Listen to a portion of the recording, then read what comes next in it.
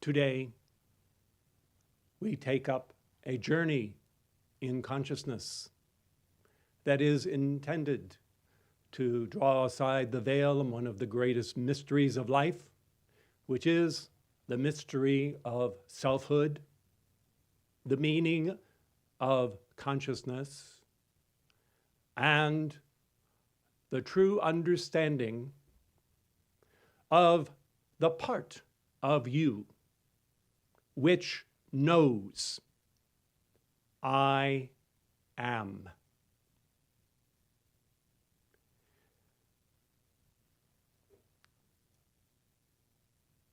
Over and over again, there are many enigmatic statements made by the ascended masters to the effect that when you truly come to the realization of that God reality within you, which knows and affirms I am, that you yourself will begin to demonstrate the great capacities of the creative aspects of God's own power. So today, we are going to seek through a little excursion and a journey of a vertical ascent to see if you might have an ignition within you of your own blessed heart, so that it will flame up and out in the great acclamation of its own truth of identity, leaping joyously to know and to affirm I am. It is the province of the ascended masters,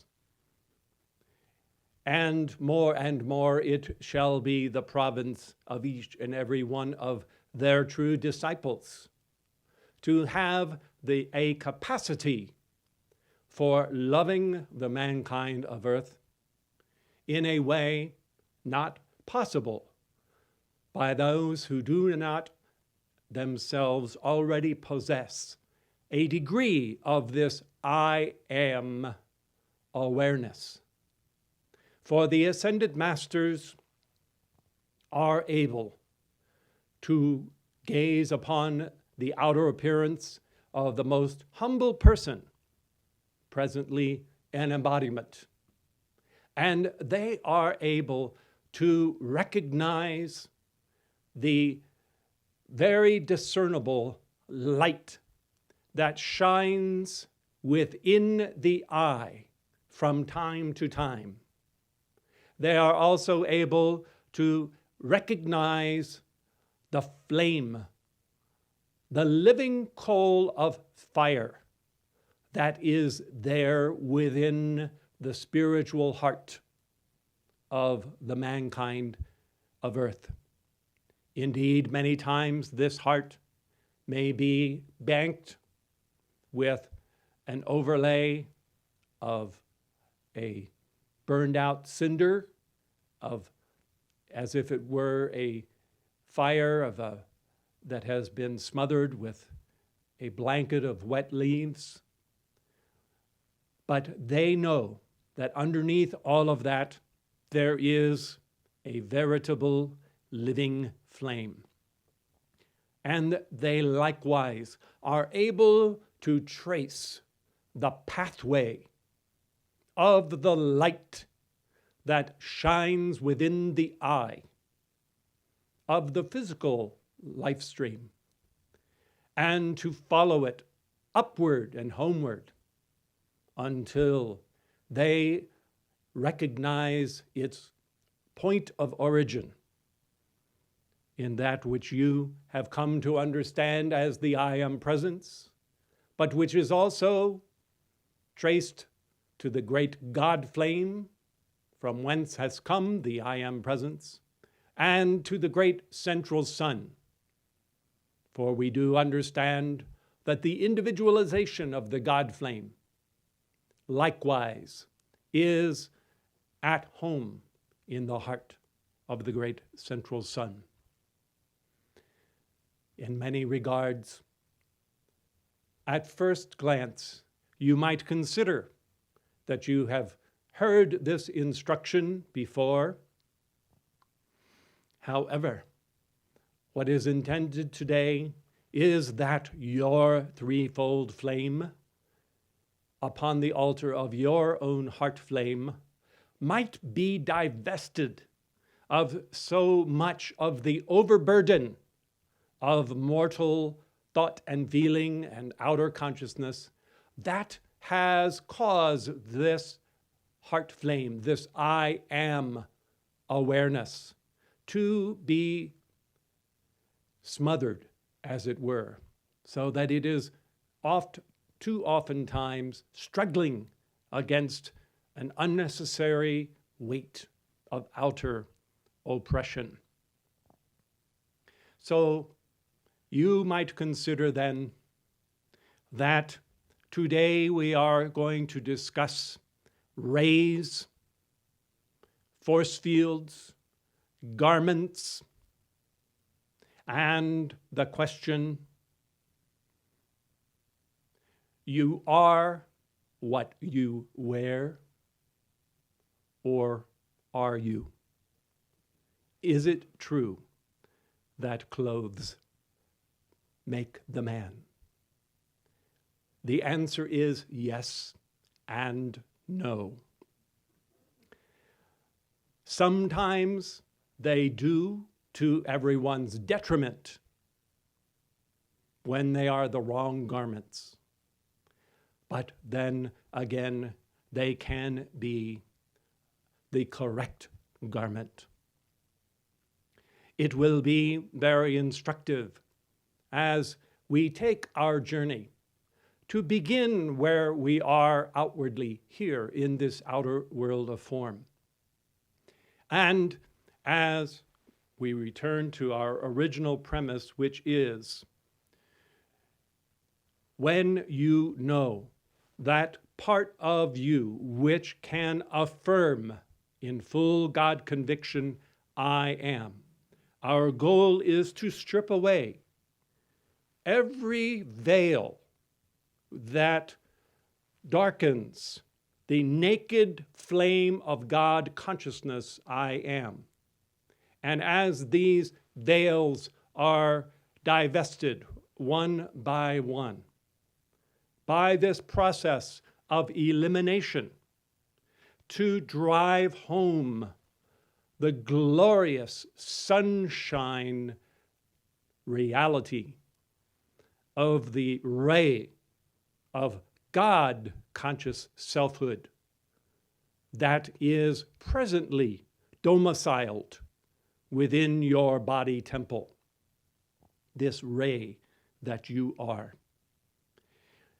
We will begin by discussing the interplay between the ray of identity and these bodies that are worn.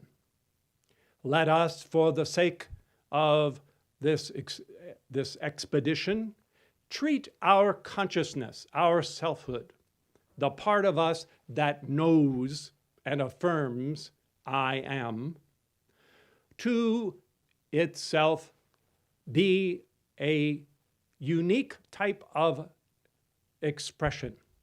It is a threefold expression that is nevertheless one in primal reality, although it has three different patterns of behavior. On the one hand, as we examine it, it looks to us as free will, as the expression of God as will. On another hand, it may behave as compassion, love, and charity. Then again, this very same solitary flame will behave as wisdom, as understanding, and as that which is most often recognizable as awareness. In Ascended Master parlance, we call this the threefold flame of the heart. In appearance, a glorious pluming golden flame to one's left, a glorious roseate pink golden flame to the right, and a glorious daffodil yellow golden flame front and center along the spinal axis, all three of these being the threefold flame.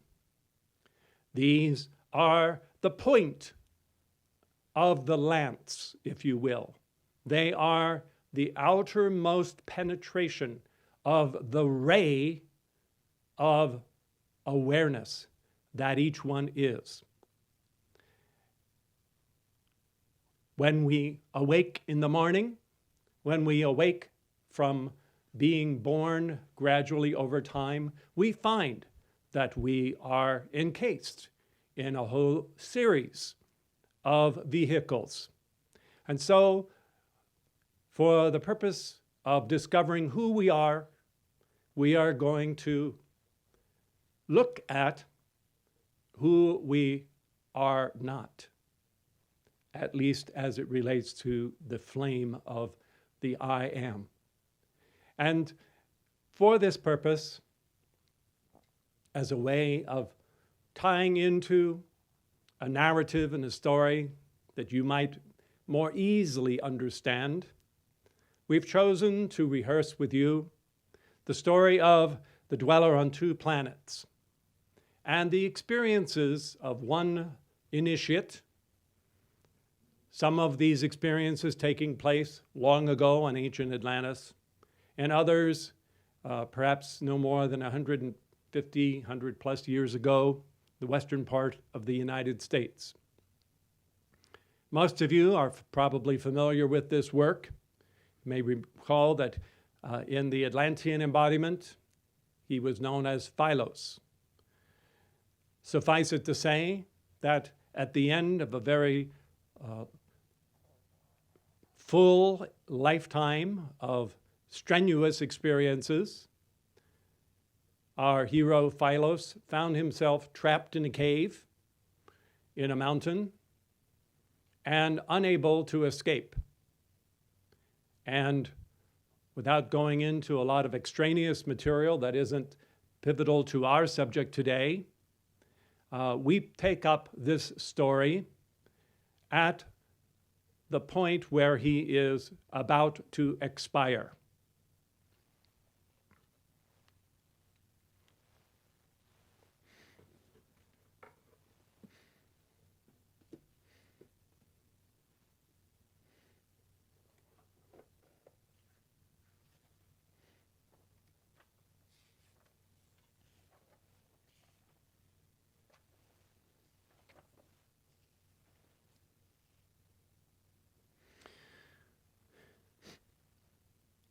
The pangs of hunger, terrible as they became, were as nothing compared to my thirst.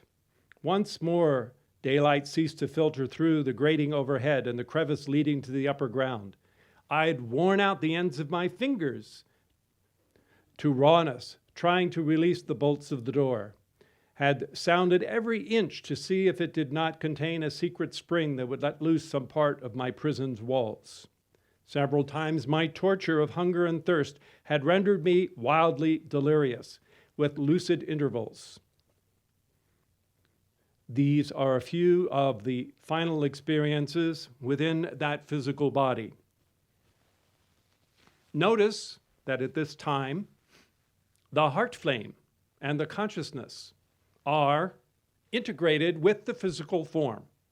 Consequently, the sensory information of that physical body and its status is being registered by the ray of the consciousness. And for all practical purposes, that outer world is the only reality there is. It is the objective reality as well as the personal reality of this life stream. And he feels himself symbolically imprisoned in this prison or cave, as well as as chained to the physical form itself. Now, for someone who doesn't have the correct training, they far too often will equate their sense of who they are with the vehicle that they are wearing, the history of that vehicle, with the 5 physical senses, with the other appetites of that vehicle. What happens, let's follow along our hero.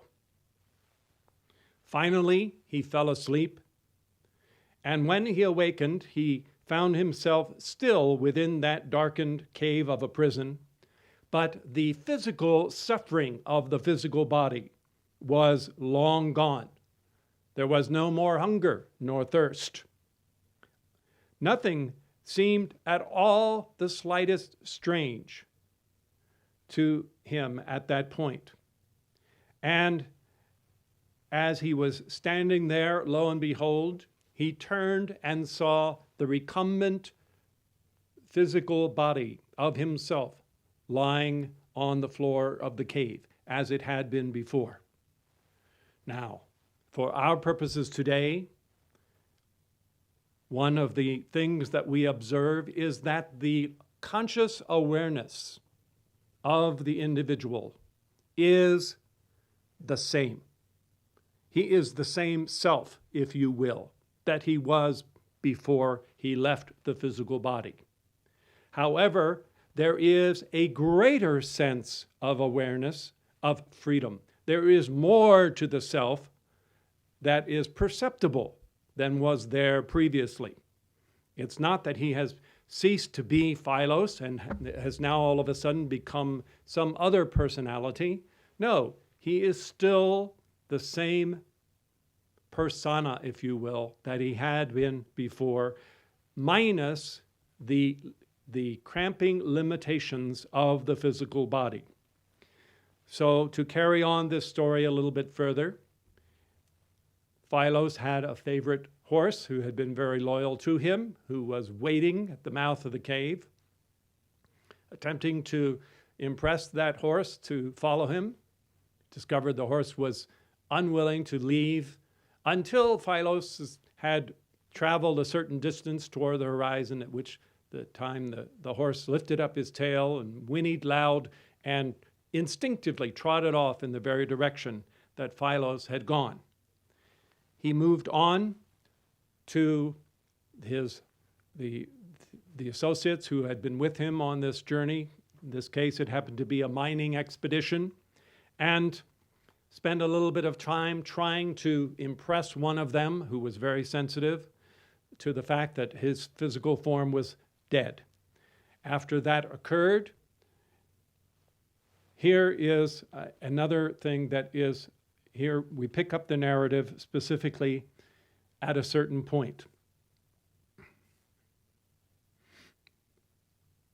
The others took the message that I had impressed upon the sensitive medium, and when the writer had come out of his trance, they asked him what he had written. As he denied having written anything, it seemed to satisfy them, and the man was so obviously honest in his denial. Thus they went away and gathered up the baggage and the animals and prepared to leave. Their actions satisfied me, so that I thought no more of them, but began to wish I were at home. I reflected that I had left the disability of the flesh in the cave house. Hence, I ought to be able to travel here or there, and thus I would make the effort. So I said to myself, I would be at home, where is the king, the Rai, and he shall be able to see me and know all things of this matter. With this utterance, all things changed, and I discovered myself instantaneously in the palace of the Rai. Now, before going on with the narrative, notice that in this case, there was no sense of traveling through space. Up until that point, death, except for the fact that the physical form was no longer a pain to the consciousness, the surroundings were the same earthly surroundings they had been. In this case, Phylos did not have any sense of traveling from point A to point B across the face of the earth. He simply made this determination of will to be at home. And all of the physical surroundings dissolved. And then a new set of surroundings came into focus. And in a few moments, you will see part of this story explained again as it relates to bodies and the ray of selfhood. With this utterance, all things changed, and I discovered myself in the palace. Neither the king nor my beloved, who was there also, were seemingly able to observe me any more than the men my partners had been. What then is this thing called death, this barrier of consciousness? Was death indeed a threshold between two conditions, where communications back and forth becoming impossible? It was futile to attempt from my side as from the earthly side. Long I stood there wondering at this thing called death.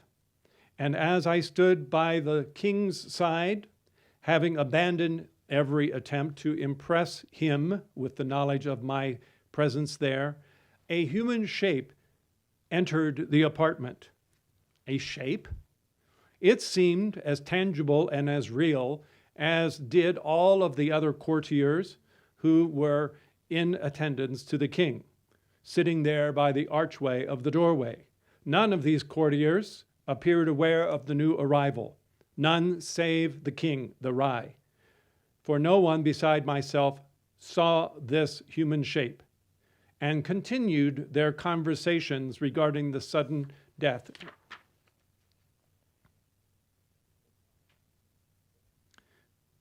I was dumbfounded at the strange resemblance of this newest arrival to myself, but I was immeasurably amazed to hear the king exclaim, "What? Phylos dead?" As an attendant hearing this exclamation, but seeing only the king, hastening went towards the king to inquire of his pleasure, he passed directly through my double, which the king had addressed by my name.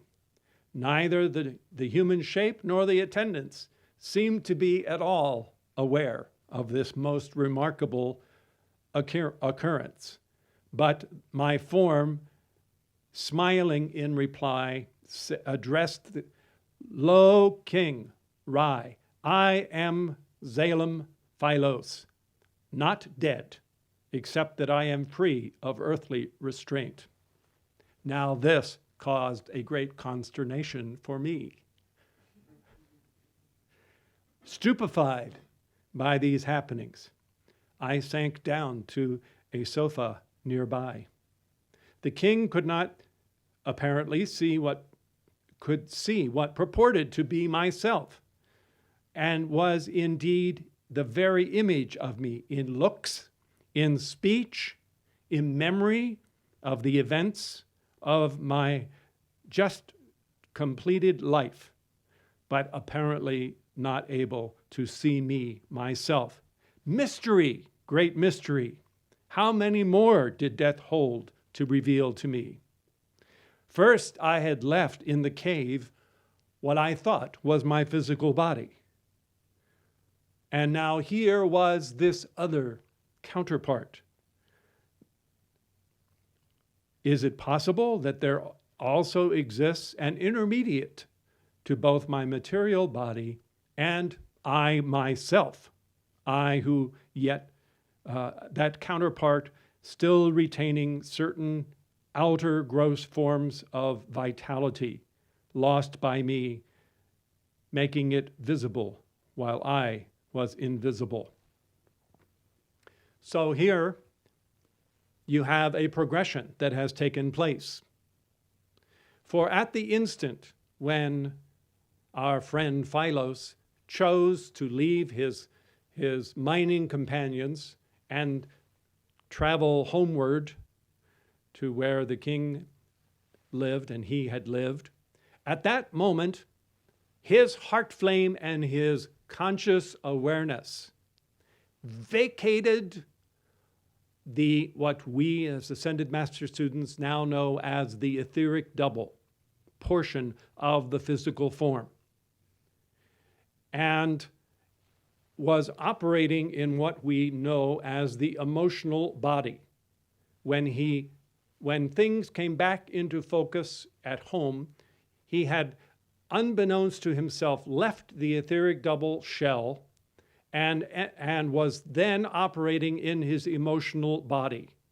Now notice through every one of these transitions, he, in his conscious awareness, is not the least, he has not the slightest sense of being other than himself as he sloughs off one of these vehicles after another. The body that is left behind as the etheric double, it has a certain amount, it's like a charged battery, charged with vitality and prana, a certain fixed amount that will never necessarily be recharged, but a certain quantity that has been left there. This etheric double of your physical body, you are still vitalizing with your heart flame, with your threefold flame. You're still choosing, that is, the part of you which affirms I am, is choosing to use that etheric double. And so there is fresh flow of life force that is constantly recharging that etheric double. It does run down after 12 or 14 hours, and you find that you must recharge it in this process called sleep, where it is once again topped off with prana for another day of useful service. For our purposes, though, the important thing to recognize is that as that etheric double is sloughed off, the consciousness is still itself. It hasn't become some far transcendent thing. It is still its own self-awareness, very familiar and recognizable to itself, except for one thing, and that is, as each outer vehicle, one by one, is sloughed away, there is added to the awareness more. Nothing is taken away, but there is a fuller, richer, freer, more magnificent expression that is possible when the heart flame is no longer weighted down by densities and discords. So our hero at this point, Phylos, is operating in what we now know as the emotional body. And that emotional body still, with its earthward turning of a whole lifetime of experiences, does have the capacity to operate in very close proximity to the physical earth body. You will notice that the etheric double is an uncanny resemblance of the outer form. If the truth be told, and this is science for another course of instruction, it is whatever goes on within the etheric double is what is reflected in the outer gross physical body. Not the other, well, actually there's a reciprocal relationship that goes on, but by far and away the greatest of causes are impressed upon the etheric double by both the emotional and the mind vehicle, as well as by the heart from within. So we should not be surprised that that outer etheric double is a resemblance of the physical body, for the two have been one throughout the entire course of that incarnation. There are the memories of that one embodiment only in the etheric double. No memories of the higher world of previous lifetimes are in that etheric double. Much could be said about the functioning of that etheric body, which would explain a great deal of the things that go on in the physical world, but it is not central to our climb to the central sun today. To return then to the king and his determination not to recognize me. The king knew that I had not yet adjusted to the new condition, or the proper estate of my new condition, and knew not to interrupt that adjustment. Thus, he would not allow my etheric double to influence him, so far as I could determine. Had I remained with the Rai, I would eventually have seen him go forth in his own finer form and directing my etheric double to go into the all-consuming light of the unfed flame. Only those men on earth with the trained eyes of an initiate would have observed what then happened.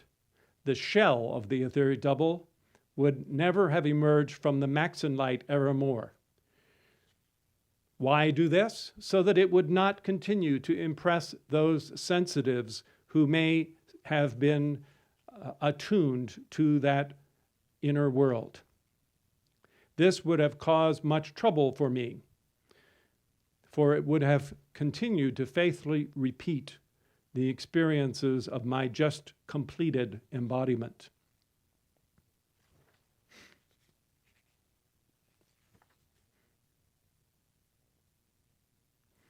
Even as I pondered these mysteries in the presence of the king, of my beloved, and of the other courtiers, who either could not or refused to see me, even then my powers, my earthly powers of observing my surroundings were dissolving.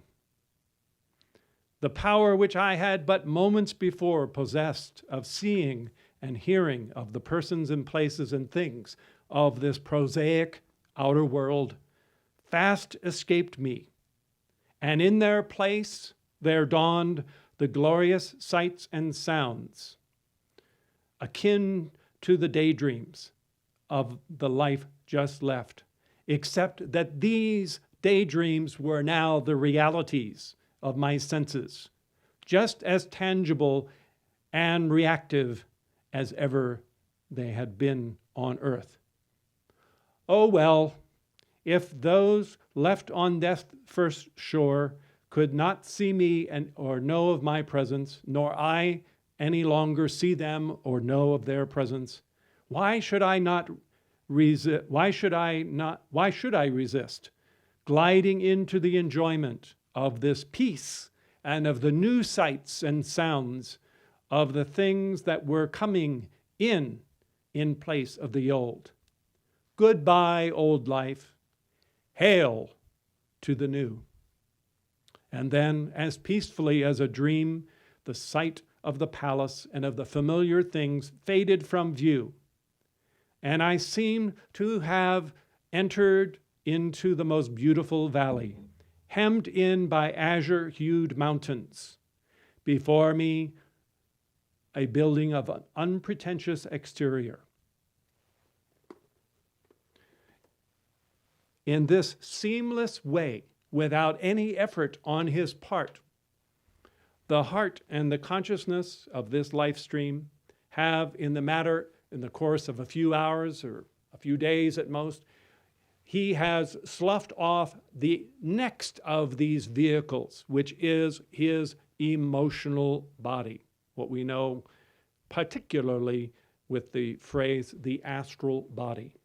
That astral body is earthward turning in most cases, and so although it is not able to actually be tangible on the physical form without an etheric or a physical body, It is more in touch with the earthward leanings of most people's world. So as the coordinates of this world vanish and dissolve like a mist before the eyes of consciousness, another whole realm of consciousness emerges. And for our purposes today, the point to realize is that in sloughing off of this feeling world, the heart flame and the consciousness of self have not changed, have not become a different person, have not ceased to be, but the sense of self has burned on as the sense of one's own awareness, one's own individual self-consciousness. Only now, once again, we have added to a greater vastness, a greater beauty, sublimeness of the world that is unfolding. This, of course, is the time for most of the human race known as Devachan. It is a life that is lived. There is no physical body, no etheric double, no feeling body in the astral plane of the planet. It is lived on within what is known as the mind body. This is the same mind body that was used throughout the whole extent of the previously completed incarnation. Every one of you right now are housed in your emotional body and in your mind body. This is the body for thinking concrete thoughts, for conceiving that which you will choose to do, and a lot of other things.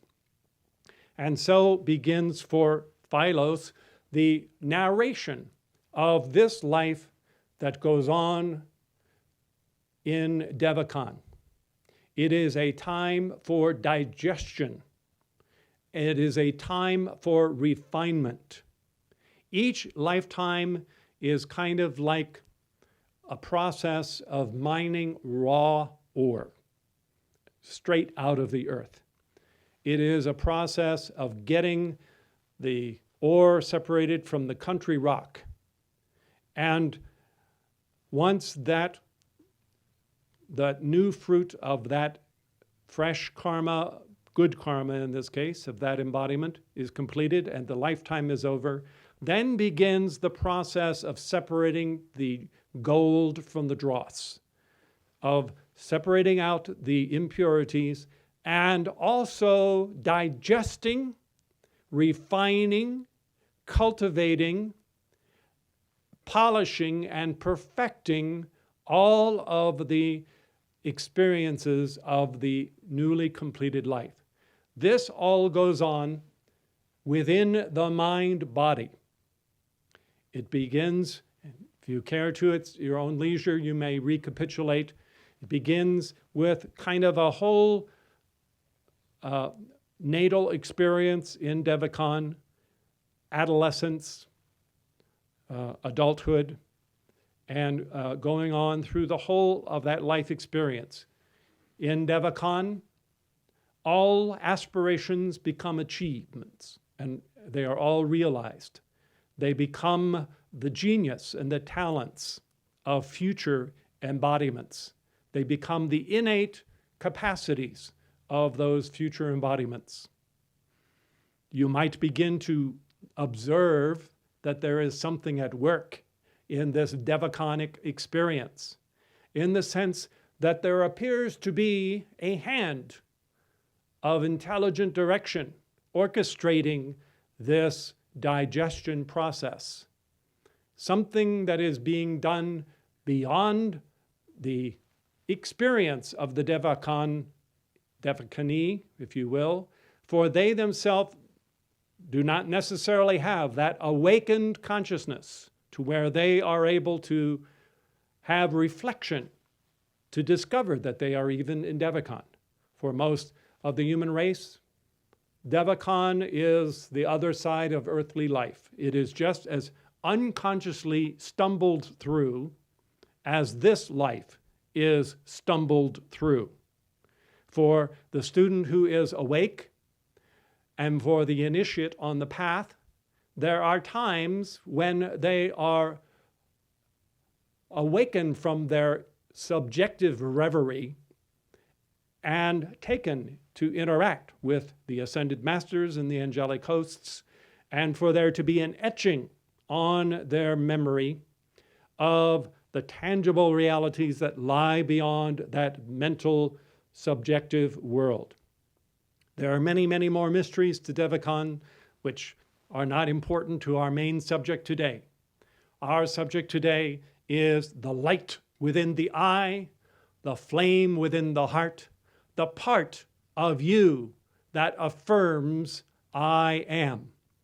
And for this purpose, you would be well to imagine that this consciousness in Devachan is still self-aware and is essentially the same self as it was in embodiment, only less burdened, and therefore able to participate in a greater richness of the palpable, sublime realities that are in the subtle ethers that surround us all.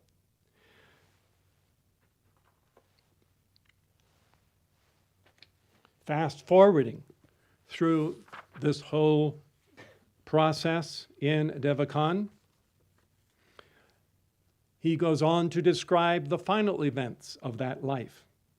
At length there came the time when I no longer cared any longer for the appearances of action, nor for those concepts of those persons and places or things connected with the seeming activities of my Devachan experience.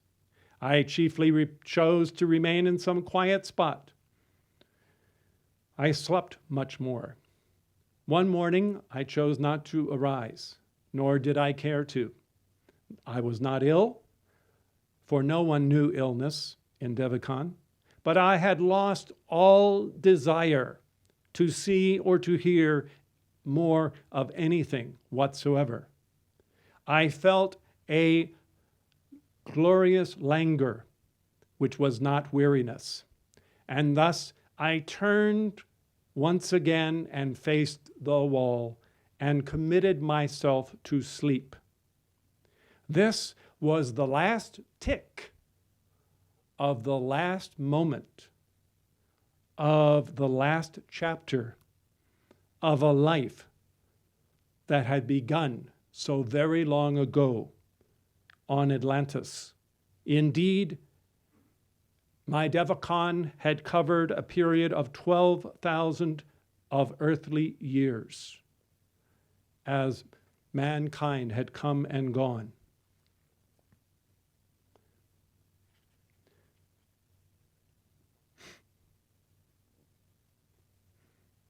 Of myself, I could only be conscious of my own change. And I was at long last ready for activity once again. Thus I slept, and in this sleeping died out of that Devachanic life of subjectivity into the waking life of earthly objectivity, once more a babe in a cradle.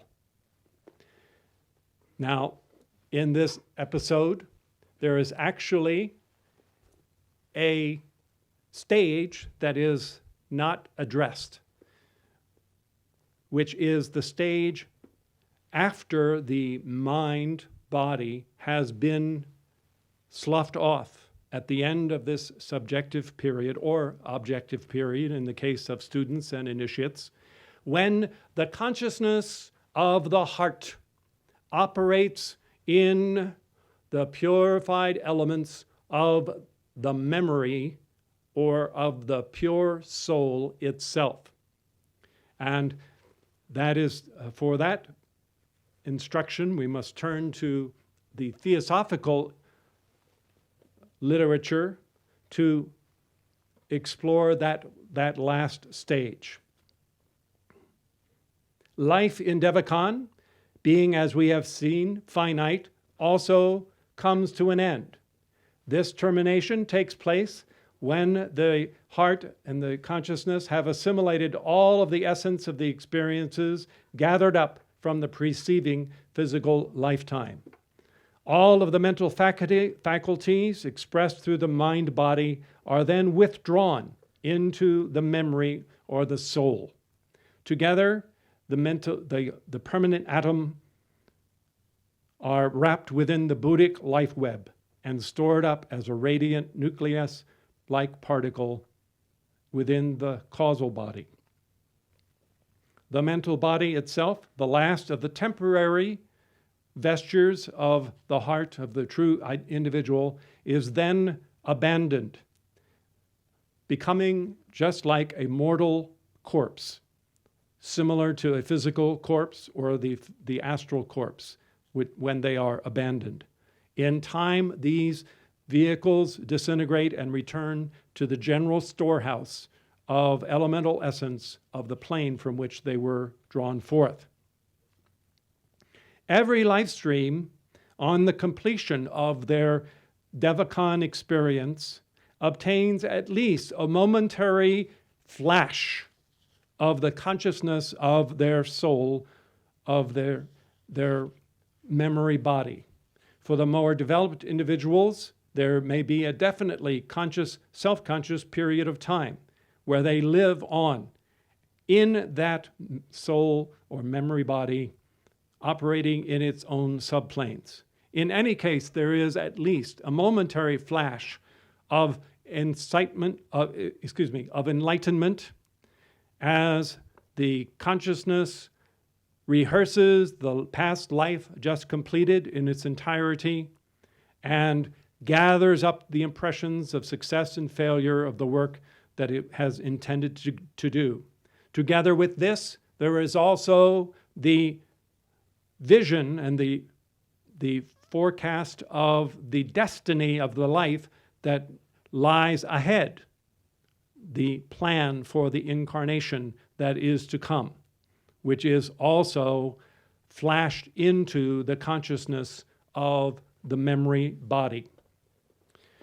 Again, we remind you that when the mind body is divested and the consciousness enters the action within the solar body of the memory body, or the soul, if you will, the self is still the same.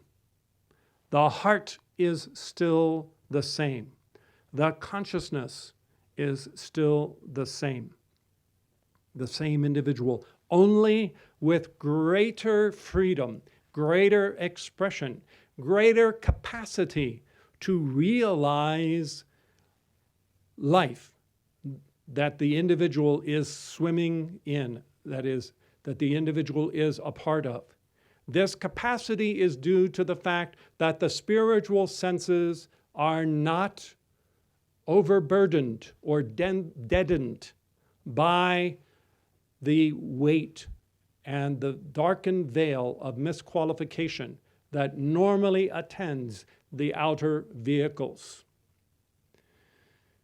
While we have taken our trip thus far, we leave behind everything except the teachings that have been entrusted to us directly by the Ascended Masters through their Ascended Master activities. For only they contain the transcendent ability to go beyond this awareness of self in the body of the soul. We mentioned a little while ago the orchestrating hand that was at work behind the scenes as all of the events of Devachan were rehearsed and digested and refined. This comes not just or primarily from the memory body, but it comes as the directing intelligence from the vehicle that you now know as your higher mind of the Christ self or the Christ presence. Here again, you will realize that it is possible, not that the memory body would ever be permanently cast off or divested, for that is not the plan. For in the memory body, or the so-called soul, we have the first vehicle that has continued on adding to its memories since the very first incarnation. However, prior to their ascension, those who become initiates do learn how to slip out of the memory body, to focus their conscious awareness, their self-conscious awareness, in the vehicle of their radiant Christ body, and to experience reality at that level. Here again, observe that as there is this transition out of the vehicle of consciousness of the memory into the vehicle of the Holy Christ self, there is not a sense of having become someone different. There is not a sense of strangeness. There is not a sense of otherworldliness. There is the same sense of selfhood, of individual I am consciousness that was present in the memory body. It is possible for each of you now, you have been empowered as students of the Ascended Masters to also continue the journey in your threefold flame, using it like a little skiff or a raft. You are able to use your heart as your vehicle of consciousness and to levitate weightlessly along the downward flow of your crystal cord, and to enter into the glorious spherical subplanes of the causal body of your mighty I Am presence. Here again, you will discover that you are still yourself, that there is even greater ability to have a sense of limitless freedom and expression. Here you find that there's no longer a need, as indeed there isn't even at the level of the Christ or of the memory body, a need for specialized organs of sense. For every particle of the causal body is a complete set of eyes and ears, of taste and touch, as well as other spiritual permutations of sense that are not yet known here in the outer world. So it is not a state of being blind and deaf, but it is a state of a profound freedom of expression. What is important for our understanding today is to have the sense that the conscious selfhood, that is the flaming threefold flame, is able to use that causal body just as we have used each of these vehicles in turn, and still have that sense of I am that is there. And of course, you know that we are not going to suspend our journey at this high plateau of the causal realm, but we are going to affirm I am that I am, and know that there is even still more vehicles for us to wear. The next being the Streaming DayStar Chariot of the electronic body of the mighty I Am presence. And so we are elevated into that high state of oneness with all of the ascended masters, where time and space are not even an issue any longer, where eternity reigns, where there is the eternal now, and there is the immortal flow of life. And for our purposes today, the important thing to realize is that while we have become more and more of that I am awareness, at no stage have we ceased to be ourselves. Have we ceased to be the ray of consciousness? And as we do this, and as you do it, may you be smitten by the paraclete of the flaming consciousness of your own presence upon your crown and brow, that you might have that streak of sacred fire of that flaming paraclete kindle within you the glorious and magnificent liberating truth that the part of you that knows I am, it has no truck with mortality whatsoever, but is the ray of individuality that has been in a very premeditated, determined way fixed and focused by your mighty I Am presence as a sustained act of its own free will through all of those lesser worlds, the causal body and the Christ presence, the memory in all of them, all at the behest of the fulcrum of the glorious electronic body of the mighty I Am presence. If the truth be told, when you arrive in this glorious Olympic awareness of your mighty I Am presence, you will also discover that in the great God flame that you share with your twin flame, there is also a seat of your own threefold flame there in the God flame, and that you can attune and arise and levitate into that God flame that is the undetached spark that is part of the great one sheet of fire that is the light of the great central sun. And you will know that your individuality appears quite differently depending upon your vantage point when you are here in this world of form and you think of these things. It's as if you were at the bottom of a deep well and you're looking up the little shaft of the well and you see the light of the sun far removed.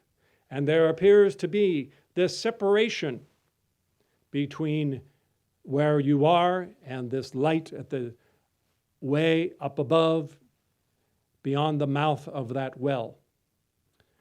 This is a phenomenon of duality of the mortal senses, primarily due to the unillumined nature of the vehicles that you wear. But when you are liberated to function freely, where your heart flame is no longer weighted down with the heavy winter coats of the lower vehicles, then you will realize, wearing the wedding garment of your electronic body, that since time and space have long vanished away before the fierceness of the intensity of the light of the One, that your individuality, your I Am selfhood as a ray, can likewise be discovered both in your God flame and in that singularity of the one that is the great central sun. And you will know that there is a pencil beam sushumna ray, a sunshine ray of distinct and unique individuality, a permanent ray that focuses your threefold flame, and that this ray of light is a ray of life and a ray of love. Although it might not have the form of a human being, lo and behold, it is intelligent. Lo and behold, it is passionate with love. Lo and behold, it is forthright in its will. Lo and behold, it is supremely unique in all of creation. It is itself the I am, self-awareness of the great I am that I am. That is the true spirit whom you are. And all of these vehicles, the God flame and the electronic body and the Christ higher mind, and all of the others are all like various pearls strung upon a strand. And that life ray, that Jivatman, is the true identity whom you are. When you are free to flame that consciousness consciously, that I am awareness, you will be able to discern the shadings of awareness when that consciousness of that sushumna ray, that sunshine ray, that pencil beam from the great central sun, that dances in happiness and joy of the oneness of life and the goodness and the victory of life, you'll know the difference when that ray is operating or when there is a cold blanket of an emotion from your emotional body that would be thrown to smother that heart flame, that immortal spark, or when the mind gets depressed or ignorant or darkened.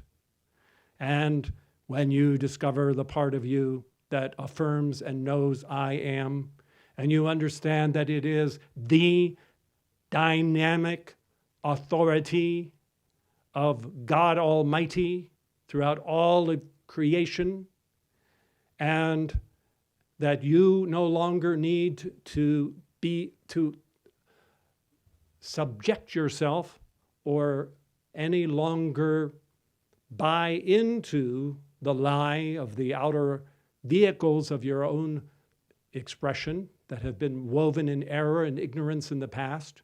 You will roll up your sleeves and you will decide that these outer vehicles are going to shine with the ray of the central sun, whom you are.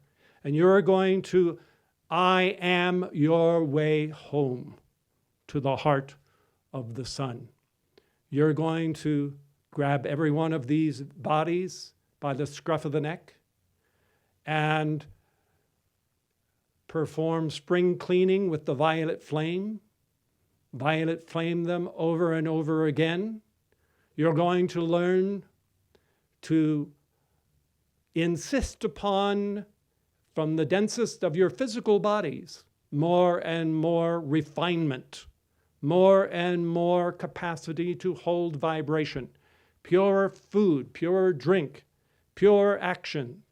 You're going to use the violet flame to cause the synapses of the brain cells to fire more quickly, to endure the intensity of the sacred fire. You're going to use that violet flame on that etheric double to scrub away every lie of discord and imperfection. You're going to use that violet flame on all of the pockets of depression, of doubt and fear, of whatever might be the malady of human emotion. You're going to assert yourself as that immortal and victorious authority of the ray from out the great central sun, to trigger the release in another one of your very own vehicles, where there's more of you presently in expression at the level of your mighty I am presence. You're going to affirm, I am this and I am that, of all of the God qualities. And you're going to, and the ray of your presence that is now awake is going to become its own authority to lift itself up by its own bootstraps, by the inward involutionary spiraling of resurrection and transfiguration of the sacred fire, so that all of these bodies are doused in the violet flame and the resurrection flame and whatever of the flames of the rays of God consciousness are.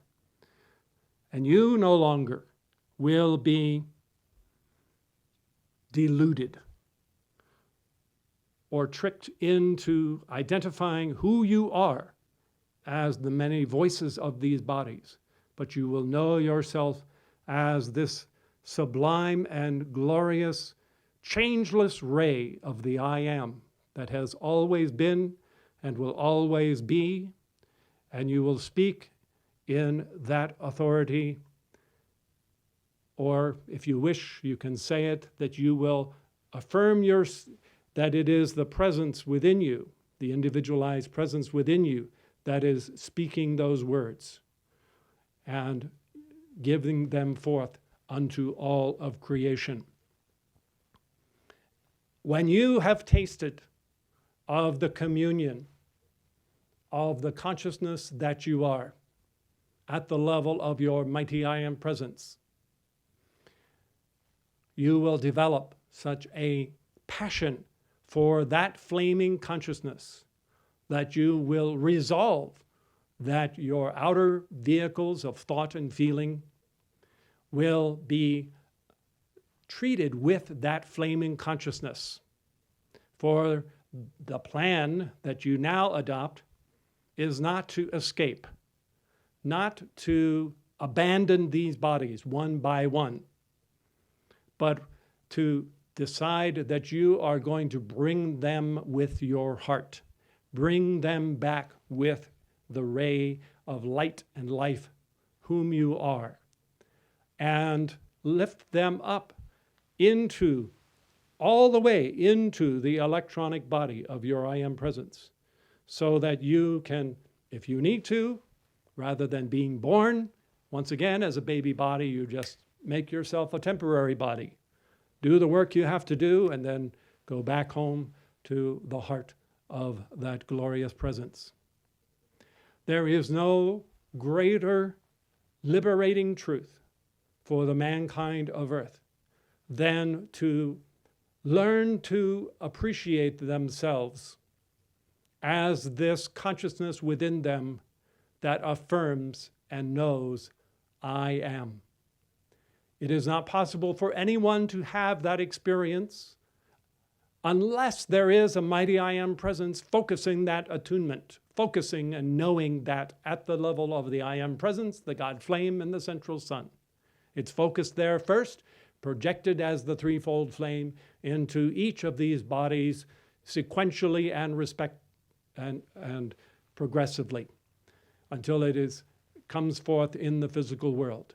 And it is your prerogative to expand that threefold flame from the 16th of an inch high to where it is from beneath your feet to above your head, a glorious flaming garment of God-conscious awareness that is not identified particularly with any of those bodies, but knows itself as this projection or this extension of the God flame.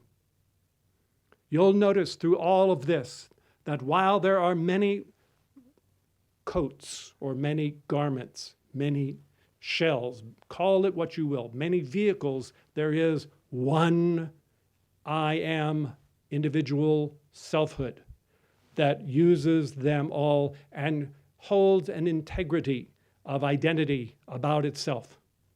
Following the ascension, one of the next things that you will discover is that with all of this added light and freedom and capacity at the level of the ascension, the ascended master, you will be able to send forth not one threefold flame into each of these various worlds, but as many such threefold flames as are needed at multiple points in time and space across the face of the earth or wherever.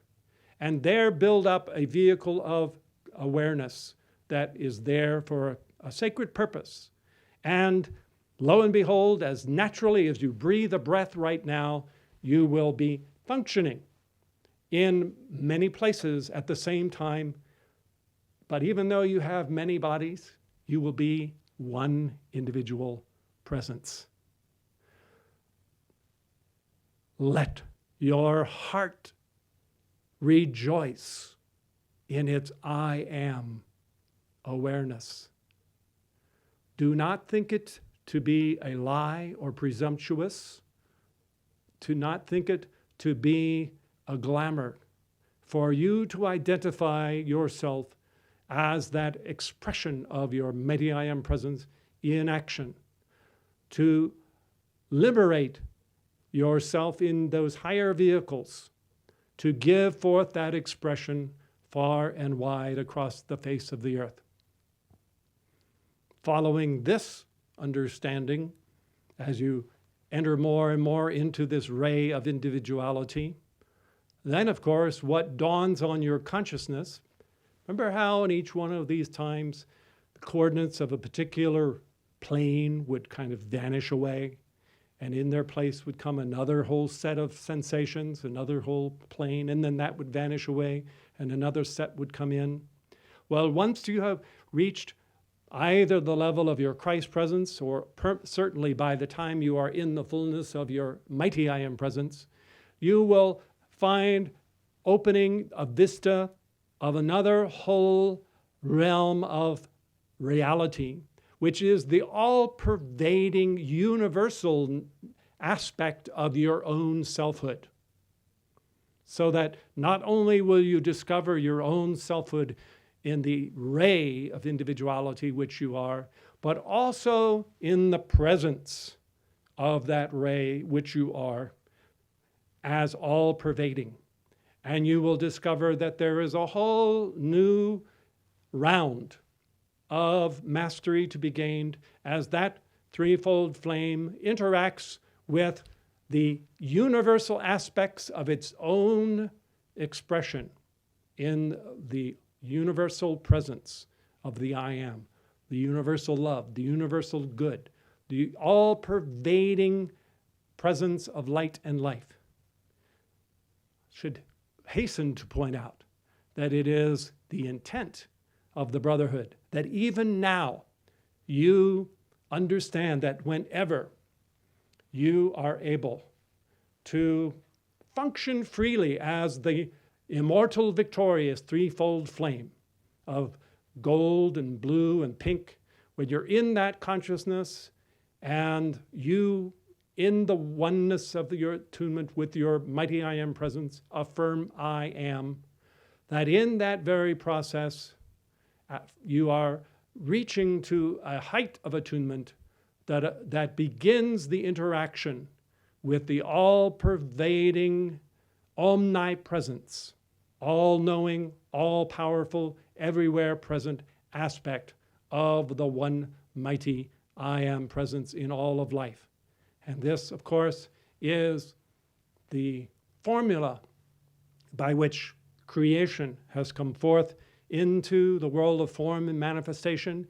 It is the formula of overcoming. It will require much for you to be able to retain more and more of this consciousness that you are. One of the wonderful things that you would do well to practice is to allow your own mighty I Am presence the freedom to do the affirming.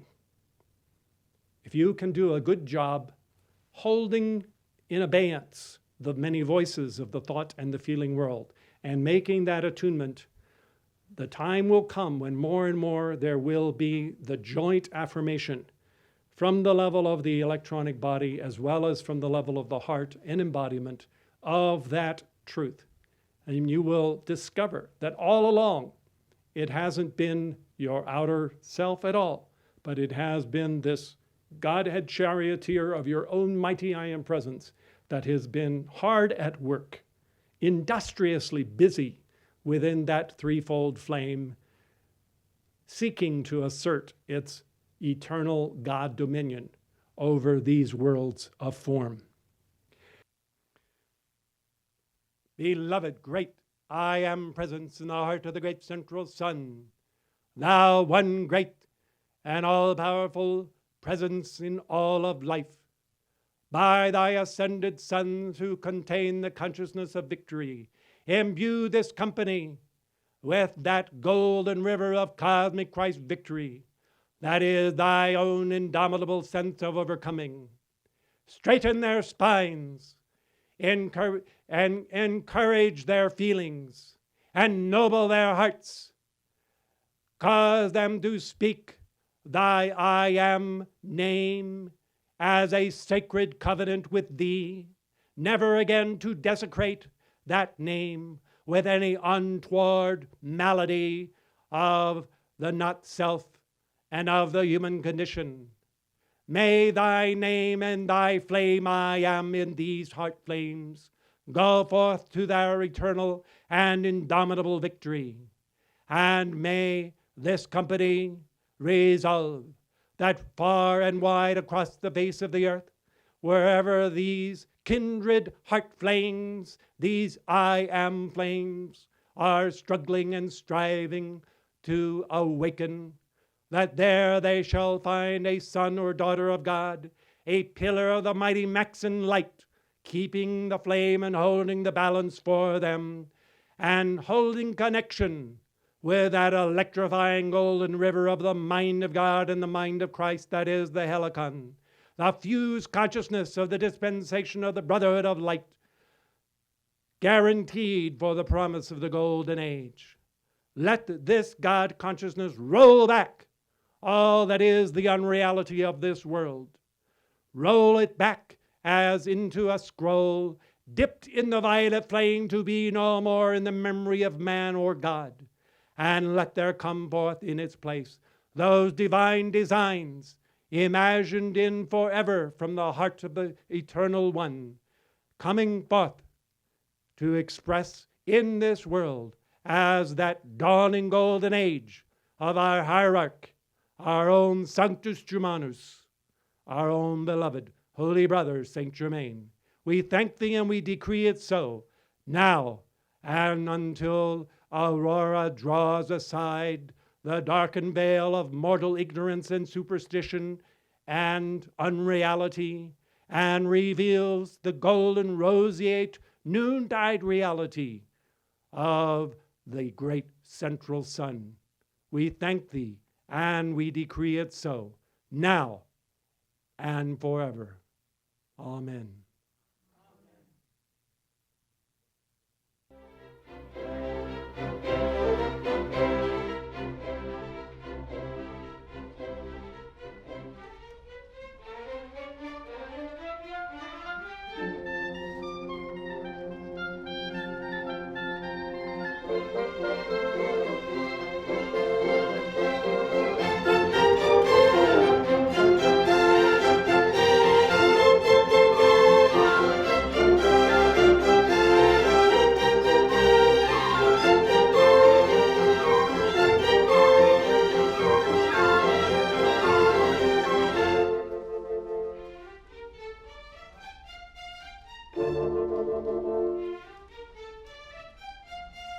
you.